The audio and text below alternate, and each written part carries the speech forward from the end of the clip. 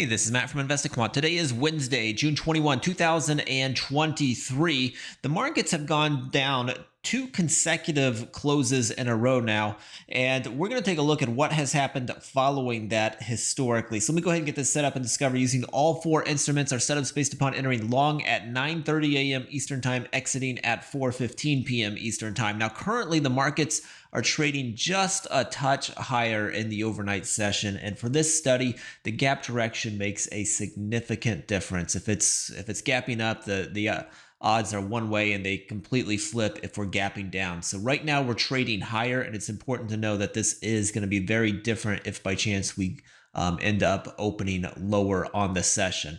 The next thing I'm going to do is come into the price patterns library, and we're going to take a look at the active today, showing all of the factors that are true for today's session. This one right here, day after two lower closes. So that's two consecutive lower closes that have taken place. Lastly, I'm going to go to the indicators library. I'm going to say we closed above a 10 and above a 200-day simple moving average. Then I'll click the results.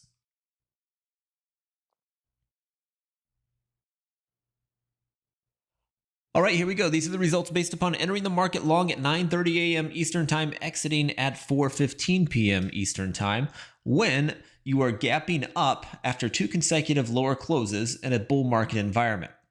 Historically, we have 116 samples here in the S&P, 99 in the NASDAQ, 132 in the Dow, 103 in the Russell. Let me zoom in here just a touch.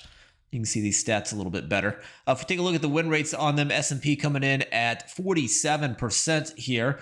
For the NASDAQ, 48%. For the Dow, 50%. For the Russell, 52%. So pretty mild on the win rates here. If we go to the average moves, you'll see the average loss is a little bit larger than the average win for the S&P. That's also the case here in the NASDAQ, in the Dow, and in the Russell. So all four of these have larger average moves to the downside, and win rates on them are pretty neutral across the board, with the S&P being the weakest at 47%, the Russell being the strongest at 52%. So not much of a lean on the win rates, but the average moves have been larger to the downside. And like I said earlier, the opening direction makes a significant difference on this pattern. The gap downs are much stronger than the gap ups on this pattern.